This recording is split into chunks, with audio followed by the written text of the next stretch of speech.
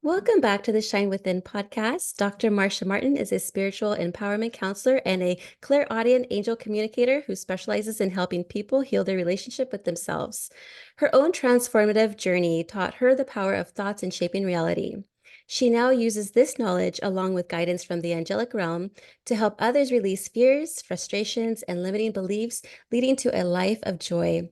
With a PhD in theology and master's degree in psychology and metaphysics, Dr. Martin is also an ordained metaphysical minister, best-selling author, and speaker. Her focus is on healing from emotional pain and trauma, especially from narcissistic relationships, empowering individuals to live their dreams. What an honor to have you on my show, Dr. Marcia. Thank you so much for joining me. Well, thank you for having this incredible space so we can talk about these things that are life-changing.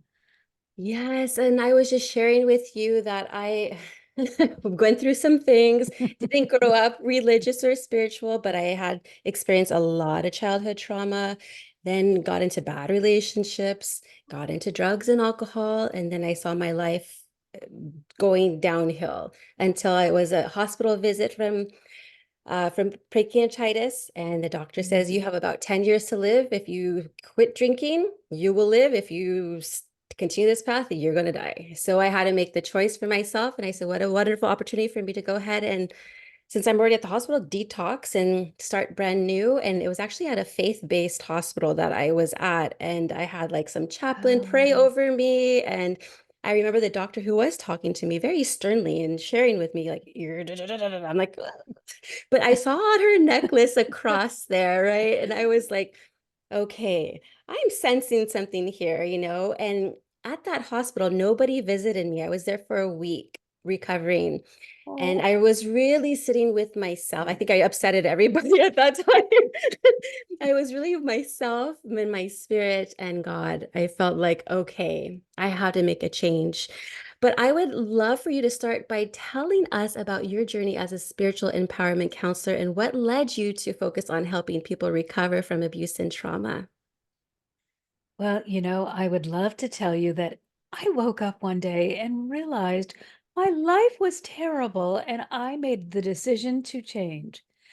But what I did was throw away everything I learned at least 3 times before I got to the place of enough desperation that I began to take it seriously and really start paying attention to these techniques. So it wasn't a quick journey. It was a long and painful journey to the bottom and a long climb up because I needed to learn all of this in a way that I could then teach it. So, what I get to do now is shorten the journey for you. So, I have no regrets that it took me a good 10 years to master this, but I am so excited that part of my life is over. So, if you are in one of the places, if you are still lost in the drugs and the alcohol or the abuse or the belief that you are not enough, or if there anywhere along the way you're just feeling like life is struggle, Mm. life is not worth living, life is difficult. If that describes you, please take this moment to say, I have a choice. I can do the pain and struggle and the hard knock life, or I can step over into spirituality, which is not religion. I can step over into spirituality and do ease and joy. And it is really that simple because now we have programs that can help you easily. We have a much greater understanding, and we have evolved as a world to understand spirituality and separate it from religion. So you're getting really a partnership with the divine as opposed to a formula that may or may not work for you. Yes, and I noticed for myself because since I didn't grow up religious or spiritual, when I was going through my journey, after I left the hospital, I decided to no longer drink anymore and I wanted to get connected to God. And so I wanted to join a Christian church because that's where Jesus, everyone knows Jesus in a Christian church. That's who I felt like I was aligned to, or, something was going on there. And I felt it because I went in there and I just started crying, like bawling. I'm like, why am I Oh, crying? It's just like, I just felt like I belonged there. Like I felt that energy and I just felt like I belonged. So what did I do? I started going to serving there. I was actually part of the women's Bible group. I was also serving their little picnics that they would host, at Lake Elizabeth in Fremont. And I was just doing all these things. I actually signed up for a membership there. But then I actually met my husband. oh, lovely. Yeah, and so which was nice because I was doing children's ministry and his son is a year older than my son.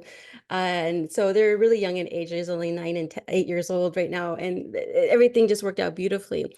But then as I am going to these services, I'm noticing like, I'm starting to question things, and I'm like, this doesn't really make sense. Like they're talking about Jesus here, but then they're talking about like this Old Testament here about you must do this and rules, rules, rules, rules, rules. Shame, shame, shame on me. I'm a sin. I'm a sinner. I'm a sinner. And it's like I didn't feel like that. I'm like, well, wait. I just like died from myself or whatever. How am I sinning? So I didn't feel like something was off. And then I started going into the space of like, okay, let me just go ahead and pray to Jesus. And I'd always pray, like, Lord Jesus, please help me. I need to know, give me your wisdom. I want to know your wisdom, what you know, how I'm supposed to live my life. And then slowly I'm getting all this information just so happened, and then I started noticing things and I'm like, whoa. So I was doing more research, more research. And I was like really getting into the whole metaphysical. I was like, this has gone beyond me now. This is this is interesting. But I was learning how to actually love myself, and I was learning about my Yes. energy, and I was breaking out of like that insecure area. And I know you emphasize the importance of healing the energetic heart space. Can you explain what this means and why it's so crucial for recovery? Absolutely. But first, I just want to make a distinction because spirituality does not confine itself to any particular religion. Right. And Jesus happens to be the name that the Christian religion gave to the energy, which is the Christ consciousness. And what that means is unconditional love and acceptance. So there is an energy that was embodied by the historical figure that came by the name of Jesus, also Muhammad, Buddha. There are many different figures throughout time that have embodied this energy. So those of us who grew up Christian generally say Jesus, but it is all the same energy. It's that Christ consciousness. It's the love that surpasses all understanding. It is absolutely unconditional in its acceptance of you, and it will transport you from that place of depression to a place where you're able to operate in joy. So, you are going to be working when you work in the heart with the Christ consciousness. You can call it anything. It doesn't have to be called Jesus if you find that offensive. It works for me. Doesn't matter what works for you. You find what works for you and understand this energy here in the heart center is the Christ consciousness. And that simply means the light, the love, the joy, the peace, the absolute acceptance of who you are. And that, once you are in partnership with that, it is so easy to love you because suddenly you're not looking at what's wrong. You are not sitting there wagging your finger. Oh, look what you did now. You're so stupid. Ugh, I can't believe you did that. this is not going on because you're being infused with this incredible love. And instead, you are guided to say, whoa, you see that way that you speak to yourself, that way that is so condemning? Wouldn't it be more lovely if you were able to honor yourself instead? And so when you work in that heart space, they're with you, giving you choices, saying, hey, do you like the result of being so cruel and mean-spirited to yourself? Or are you ready to try a lighter, brighter, more loving way? Let's release this energy that's keeping you stuck in this negative pattern and accept in its place this energy that we represent, which is love. Find something about yourself that's good and dwell on that. We're never going to get there from the critical place. And I never understand. I began my career as a teacher, Oh, nice. and those children that I was assigned this one particular pivotal year for me were the ones that were going to fail. They had already been identified as failures. These are third graders. And this is when we're doing end of grade tests, first year, and everybody gets $1,000 bonus if these third graders can pass their test. Enough of them, doesn't have to be 100%, but most of them have to pass. So I got hired to help these kids transform their grades from F to C or B, preferably B, maybe if we're really lucky, A. Well, I thought I was there to transform their grades. They taught me that when I spoke to their heart and I saw them as worthy and as intelligent as and valuable, they could turn into children who could learn. It was so life-changing for me. But what was most interesting is I took that lesson and applied it out here. But I was still so condemning. I was like, how did I manage to only apply that to anyone I was interacting with? And when I got here, I would be like, well, that was a stupid thing you just did. It took falling face first in the mud, crawling around in the mud for a while, falling down again and again and again before I was willing to get up and say, oh, I really am tired of being a dirty. There's got to be a different way. So we are so good at fooling ourselves. And this energy is so perfect at guiding us into truth without ridiculing us. It does. And you remind me, I actually was one of those third grade students too. I remember it was like my reading or something was off. And I was like, why am I in this small classroom? I had to excuse myself from my original classroom and go inside another classroom. Some of us and a couple other students in the class. And then we were just getting extra help with our reading. Yeah, but my teacher in third grade, she was evil. She was mean. So I did horribly. I think I was getting D's in there. And then it wasn't until my fourth grade teacher, Mrs. Singer, she's maybe listening to this right now.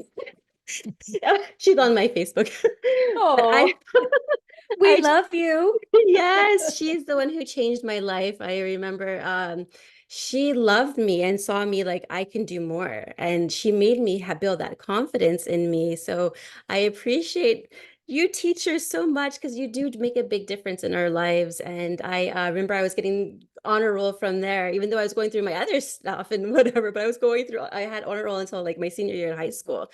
So she was the one who made that big impact or created that big impact in my life. So I hold all the teachers dear in my heart. So thank you for doing that. And But look yeah, at that. I mean, as teachers, we are all like brain focused. I was in love with the brain. I even have a master's in educational developmental psychology. And most of that was spent in abnormal psych. If I can just understand how you think, I Mhm. can do, I'll make you smart. You were already brilliant. You just needed someone to believe in you, to see you, to speak to you as though you mattered, and to pull from you what you was already within. If we teach from the heart, the head can get it.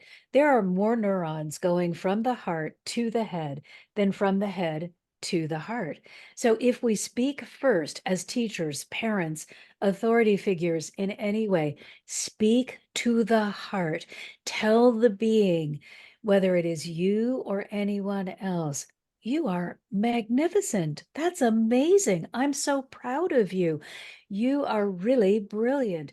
Speak those words of affirmation, and then the fear that you will get it wrong or be rejected or made fun of is going to disappear, and suddenly you can pay attention. And then when you're actually paying attention, you learn something. That is very true. And that's what I try to teach my children too. Growing up, my mom was working constantly. And so of course I had like my siblings who are a lot older than I am. They were taking care of me. And they didn't say the nicest things to me growing up. And I I'm always took that sure to heart. they did not love taking care of you, and we get it. But still, no matter where you are in the birth order in the family, be the one, even if your parents can't do it, be the one that is modeling speaking from the heart. Be Right. the one that when somebody is really nasty, you say, "Gosh, I'm sorry you're having a rough day. Is there something I can do?" Instead of, "Hey, how dare you say that to me?" It the coming from love just flows. The coming in retaliation creates that stop sign. It makes everything. Now you're butting heads instead of connecting hearts. Right. Yes, I totally agree. And sometimes my reactions and however I responded before was just like so Well, angry. you're on the defensive because nobody is speaking to the heart. The heart is hurting. Nobody is Yeah. speaking or seeing you or caring what's going on here. And so the heart, whose job is to protect, says, "Oh, really? Well, if you're going to treat us that way, not only are we going to be prepared, but we are going to dish out some of that to you." It's not going to get you anywhere. First of all, the heart doesn't understand this. Going into battle is not protection. The greatest protection you can ever give yourself is to go into the space of love, joy, and peace, because you will be flowing in such harmony with all the beautiful synchronicities that are happening, that all of this stuff that's happening down there, you might notice, you might not, but you'll be like, "Oh, have a lovely day." And you'll just keep walking along. Whereas all the people who are in the space of competition or pain or trauma or suffering of any kind are going to be scratching at each other. Mm, Go up here. This is where the divine are. mm, Go join them. They're not going to come here. They don't understand this. They don't even understand that this exists, because for them, in their completeness, they exist in the space of love, joy, and peace. And they say, "Come join us." Not because they don't care that you're down there, but because they know that this is for your highest good. So rather than dissipate themselves by going down here and sitting in the mud with you and saying, "So, why are you feeling bad today?" They say, "Hey, you know what? Just let go of those burdens and join us. It's beautiful up here." I love that. Yes. And so my husband and I, if one of us are having a bad day, well, myself or my husband, depending on who's having the bad day, we'll say, hey, do you need a hug? Is something I can do to help you? And it does bring down that that anger or Oh, frustration yes. Hey, tremendously. what happened that is got you here? How can I Ex- support you in getting back to the place that would feel good? Yes, and it helps so much because then I feel like, oh, he cares. Yeah, you know what? I am okay. I'm I just okay. needed to know that there is somebody that cares whether or not I am able to hold my high vibration. And let's remember, you will, that life is not so challenge free that you're just going to be up here on your own little flying carpet. You're going to take dips down, and that's okay. Sometimes we need to go here to appreciate what's going on up here that makes this so much more interesting and exciting and worth working for. So the dips are good. The climb back up is good because you learn so much, you get resilience, you have a better understanding of what it is that may be working against you and what is working for you. So it's all good, but nobody is going to, nobody does this. So if you think that's what your life has to be, if you are spiritually awakened and motivated, then you're setting yourself up for failure. And it's not a lot of fun. It's so much more fun to go along here and then say, I want a new challenge. I want to try something new. Recognizing that the challenge is probably up here and you're going to try and you're probably going to go down here because you're going to get frustrated. You're not going to know all the stuff. It's going to be some learning and there's going to be some negativity that happens. It's okay. It's all part of growing into your fullness, your wholeness. Yes, absolutely. And now self-love is a term that we hear often, oh, just love yourself, love yourself, love yourself. But it seems like frequently misunderstood, I feel. How do you define self-love and why is it so important? I'm going to define self love as grace, Mm. the ability to look at you as you are and say, I love you. And the opportunity to say, I am perfect in this moment. When they first shared that idea with me, I was really hesitant to get on that bandwagon. I thought, oh, I'm not so, that doesn't feel comfortable. I've got a lot of things that are not so perfect. And I refer to God as Mother, Father God because it gives me more of a feeling of completion. And so they said to me, what you are is perfect. What you are not yet is complete. So every time we embark on a new life journey, we are perfect for that journey. We have brought everything we need to successfully complete that journey. And the final goal of every journey is to end more like the divine than we began. Greater knowledge, greater awareness, more of a partnership, even on the times that we take detours and we never acknowledge that there is a divine presence, you're still gaining understanding of where God is not or what God is not. So what they like to say is we are perfect. We are perfect for the moment that we are occupying. Now, this doesn't mean that you're perfect for yesterday or for tomorrow, but you're not in yesterday and you're not in tomorrow. In this moment, you are perfect, no matter what you are doing, because all of it works together for your greatest good. All of the failures climb up the pile to give you these experiences that will encourage you to really dig down and find out who you are. all of the times that you succeeded, give you the excitement and the enthusiasm to keep going.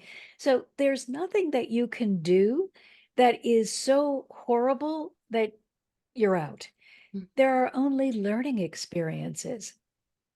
And if you allow yourself to be perfect, you will be much more enthusiastic about the journey. If you're always telling yourself, and I was guilty of this, oh, I'm a work in progress, or I'm not perfect, or I'm perfectly imperfect. And all the while, it just felt like, oh, do I ever get to feel good? And when I tell myself, I love me, I'm perfect as I am, I now have enthusiasm to start working on that aspect of myself that I know could use a little brush up because I have given myself acknowledgement, honor, grace. And so that's my little rocket booster. Yes, I always say whenever I do something and then I'm like, oh, I messed up, I'm like, you know what? I'm gonna give myself some grace here. I always say that to myself. And so I'm glad you brought that up. Um, what I was going to go ahead and tell you is that a lot of women tend to neglect themselves, especially as mothers. We always like give, give, give to our children. Why do you think this pattern is so prevalent? Whoa, I would say we've been fed this from the cradle. Eh, this is not a new thing. Now, as a mother myself, I absolutely love my children and certainly put them ahead of myself most times. It's okay to love your children. Yes, you are the caretaker, you are the adult, you are the one that knows how to help them navigate their life for the greatest experience. But you are worthy too. So, Mother God explained this to me in a way that changed my life. Unfortunately, my children were almost grown when I learned it. So, I spent all of their younger years exhausting myself and then wondering why I didn't feel good about myself, or I was feeling resentful or depressed or anxious or whatever it may be.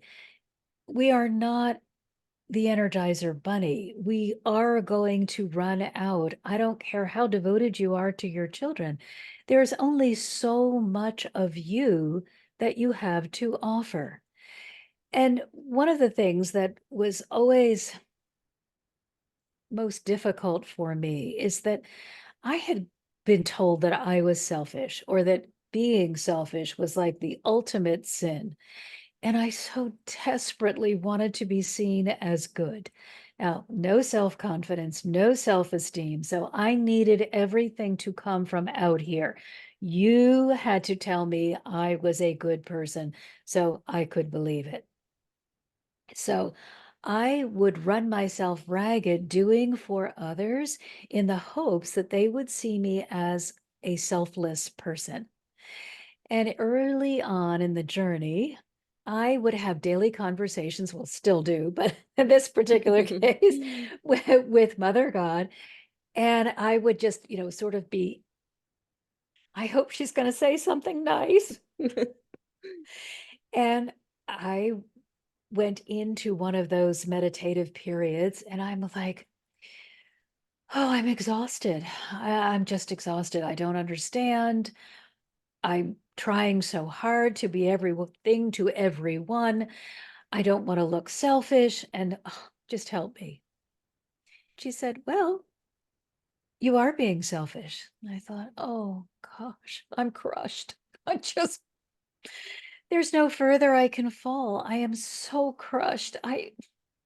I've tried so hard. Now I'm failing at this. She said, it's because you don't understand the difference between selfish and selfless. So let me explain. She said, when you give from your humanness, which is what I was doing, there was just me. When you give from your humanness, you create dependency. You give and you give and you give, and you give of you, which cannot be replenished. There's not another you. You keep giving of you, and then you have all these little dependents that are dependent on you. And when you exhaust yourself, which is inevitable, now all those who are dependent on you are suffering. That is selfish. She said, we want you to be selfless. So first we're going to ask you to fill. Just open your heart and begin allowing yourself to fill and to fill and to fill until you're overflowing. You will not give from within, you will give from the overflow. Because when you stay connected, this fountain of love that we share with you, this unconditional love and acceptance that you are receiving continuously, will flow out into the world and positively affect everyone and everything you interact with. And you will not create dependency because they will be encouraged to create that well for themselves, to create that well that never runs dry. So why are women taught that we should give of our humanness? I believe it is just incorrect teaching. It is not understanding that we are not to be here as our human selves. We are in a physical vessel, but we are to be partnered with the divine so that we experience the physical journey and we have this infallible, infallible continuous guidance system that will help make this journey easier. But we are given the choice because we are here as free will beings. So if we all came and God said, okay, now you get to have that body and look like that and have those experiences, and I'll tell you when to stop and when to go, where's the learning? Mhm. We're just marionettes on a string. So we're given free will. We are wiped free of that understanding that we can be in a partnership. We are allowed to stumble around in the dark and say, where is the darn light switch? We are allowed to grow as it serves us. And they are with us always, pushing us in the direction of our greatest good without interfering so that we get the experience of learning.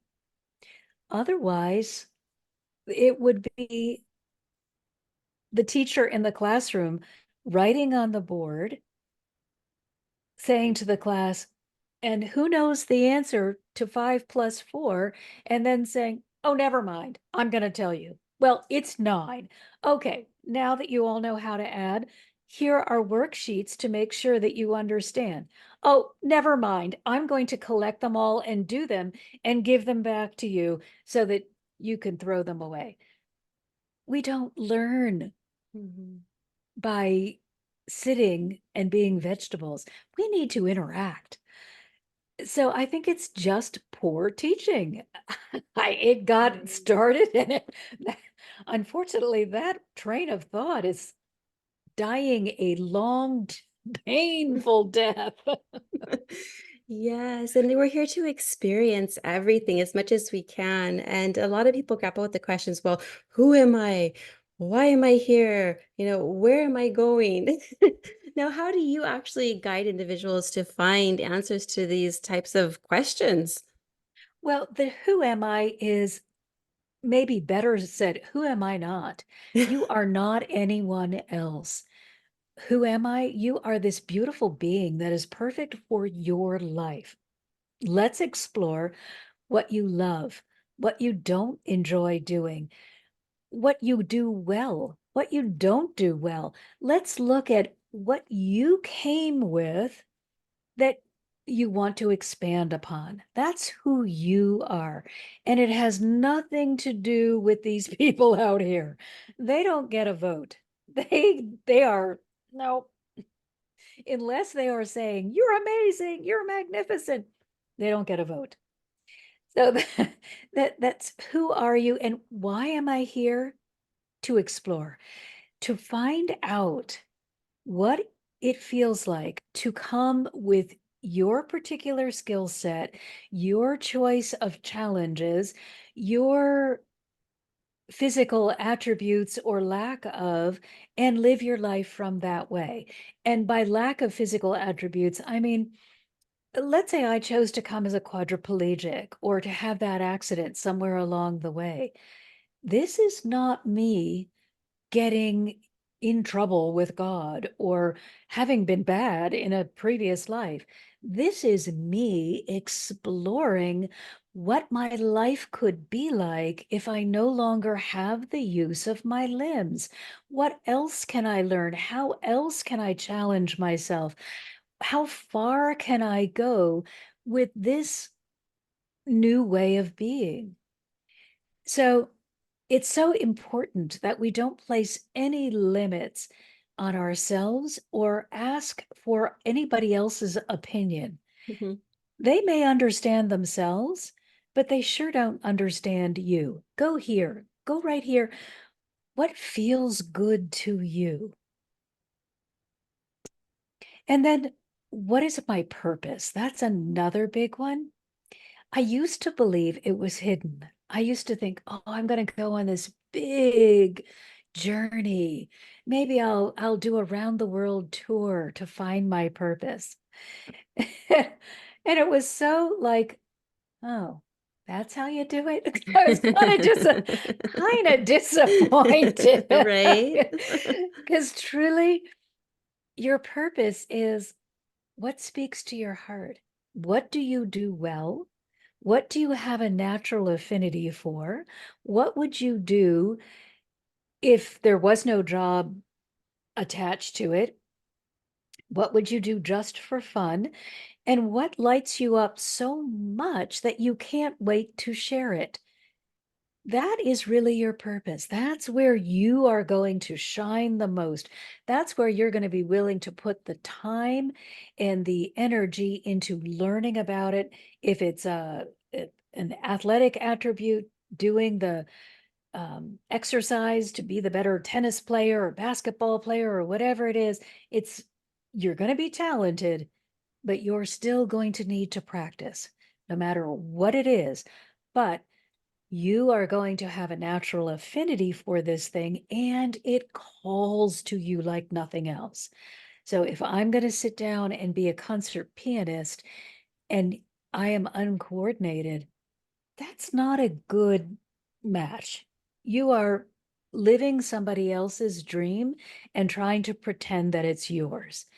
If you're going to be, and you are serious that your passion is being a concert pianist, you will have some sense of the piano and of music. It will make sense to you in a way that it may not make sense to another person, and it will bring you joy and fulfillment.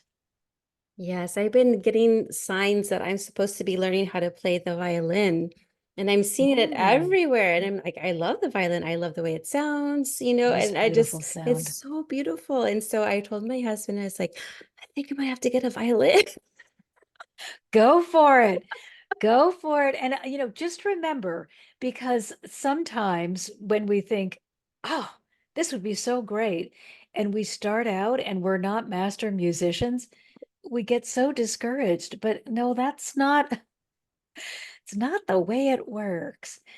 You will have some natural affinity, but you're still going to need the lessons. Yes, exactly. So I'm going to give myself grace if I mess up because it is my choice to want to and play it. So yeah. Yeah. Yeah. So your angel heart healing technique, that's quite unique, actually. Could you actually explain how it works and its benefits in healing relationships to oneself? Absolutely. So all of the work that I do, and it's mostly geared toward helping people clear abuse and trauma. So whatever past abuse and trauma you may have, we have to understand that it creates subconscious programming. Mhm. So And let's also be clear that trauma is not necessarily the same for me as it was for you.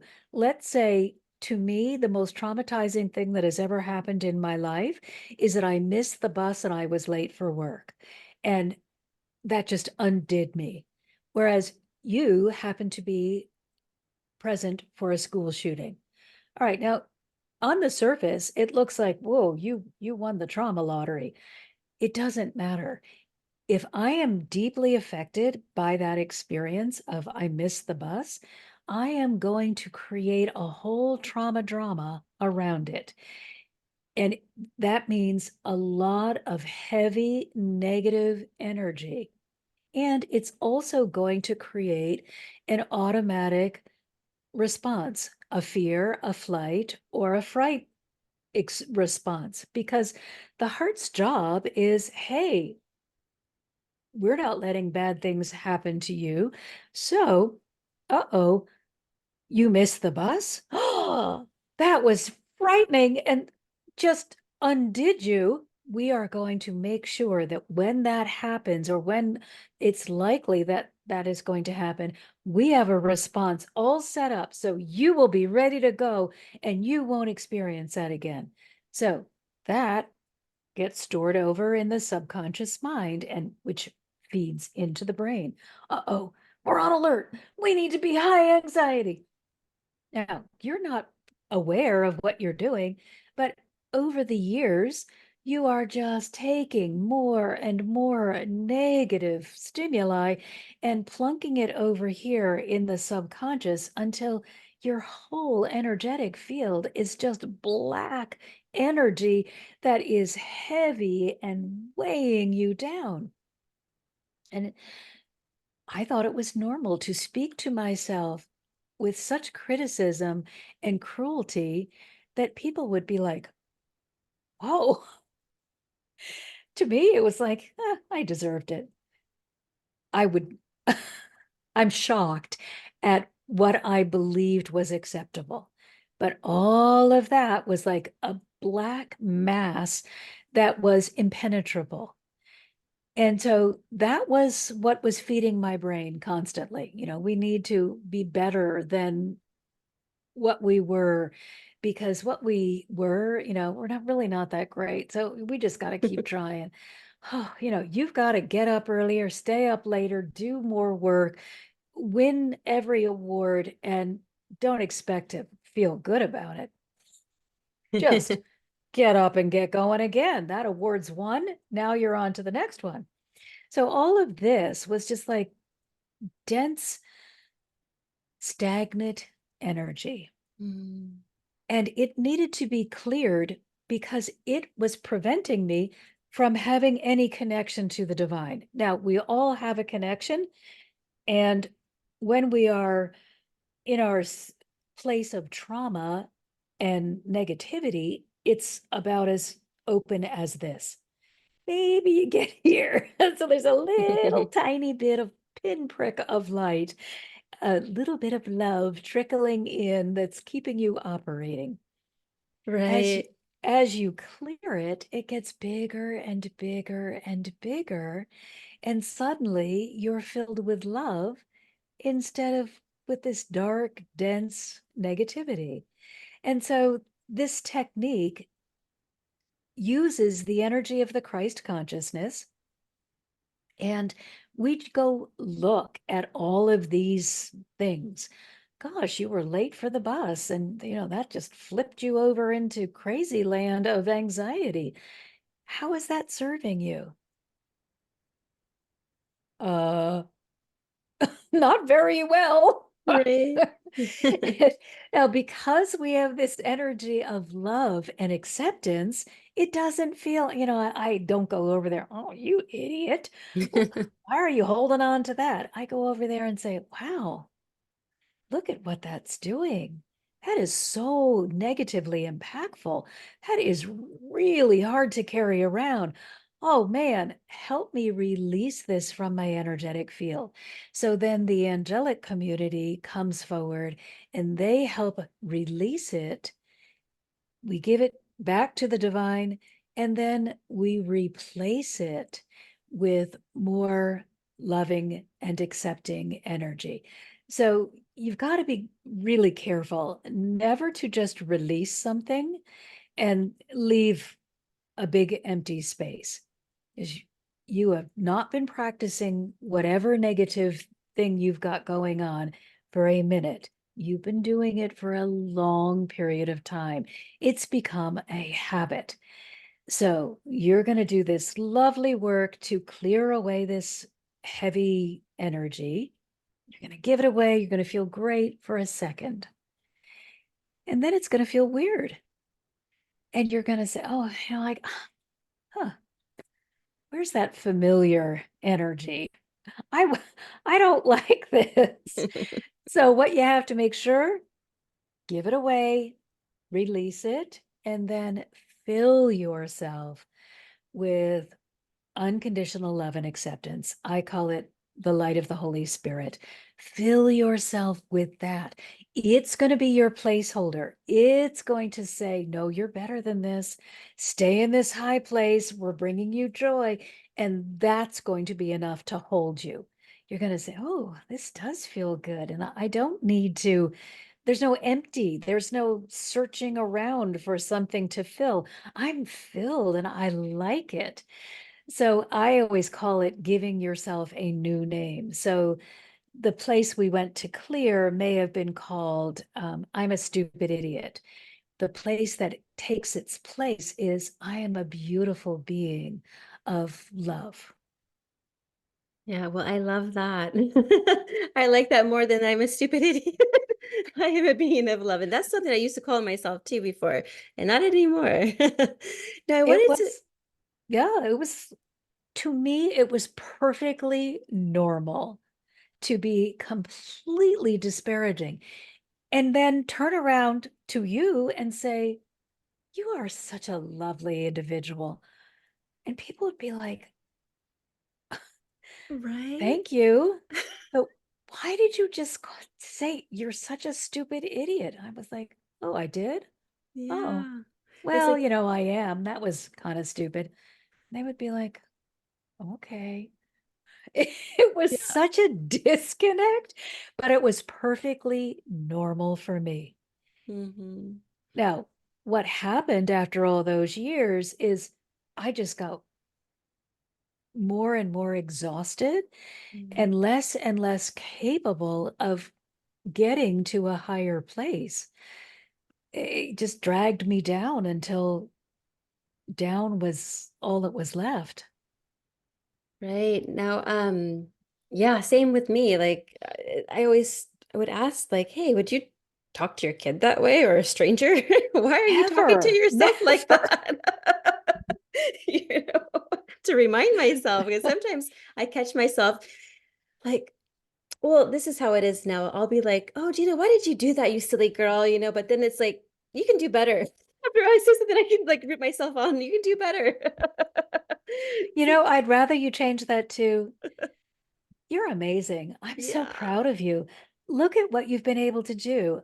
You know, I am sure next time you'll be able to do even more. Yeah, So I love even that. if it was not great, you know, that's amazing. Good for you. I'm proud of you. Be in that space. Start off in a good place instead of, so end in a good place so you can start off in a better place. So one of the techniques they taught me is I still have a tendency to work too long, especially if I get on a project. I'm like, I just want to finish. I just want to finish. I just want to. Some things cannot be finished without exhausting you. You need to take a break. You are making the same mistake over and over and over again. And so they caught me on that and they said, okay, stop when you have accomplished something and you are saying to yourself, well, I could do more. Take your break there. So you end on a high note. And when you start again, you're not coming back, oh my God, I'm so tired. You're coming back, hey, oh, that went well. All righty, let's get started. And then you will see this typo or whatever the thing was that wasn't coming clear will be so much easier to see because you will have left on a high note and you're going to begin again on a even higher note. Right. And I hear you saying that, oh, they're speaking to me, they're speaking to me. It's very interesting because I'm getting that too. Where it's like a knowing kind of where same situation where I was working so much that I felt them say, take a break, you need a break. And like, okay, and I gotta take a break. And then I took my break and then I came back and then I was able to figure everything out that I needed to figure out that I was having a hard time Yes. with. And if you can take that break before you get to the place where you're saying, "Arr," or um, take that break without feeling guilty. Don't add on the guilt piece. Yeah. Well, I'm taking a break, but I really feel guilty. No, you don't. I'm taking a break to honor myself, to allow myself to reset, to really recalibrate and refill. And I'll begin again and take a break again before I hit that exhaustion place. Yes, and my mom, she it reminded me of my mom. She is always busy, busy, and like I have to do this. She has a list of like all the things she needs to do, and I need to do this, this, this, this. Well, finally I came over her house and she's like, I'm gonna go ahead and lay down. I was like, oh, finally, she's taking a break. But then she comes back to me and tells me, oh yeah, don't mind me. I'm just resting right now. And then keeps on repeating the same thing. Don't mind me. I'm like, Mom, you don't have to justify why you're resting. You're 70 something years old. Take a But break. again, that's that societal conditioning. Right. Women, you really shouldn't rest because who knows why. I never quite understood the rationale. I just knew it really wasn't permissible for me to rest if someone else was doing something because I needed to be the hardest worker out of the world. The Mhm. world could take a rest, but it was not acceptable for me. Don't ask me why, because I have no rationale. That was just the conditioning was resting is not approved. Working is acceptable. Right. Yeah. Now, say our listeners are like so intrigued by everything that you're saying, and they're like, well, I want to know how I can either work with her or maybe see her at a workshop, get her book. How can our listeners connect with you? Well, I am so excited to Mhm. share. We have just expanded. So now we have become a foundation. We are now the Heart Healing Foundation. And that means that we can offer pay what you can counseling. You can work with me privately.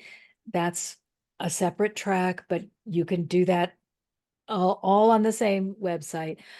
And if you are able to pay what it costs for the group counseling, yes, please. You are making it possible for someone else to pay what they can.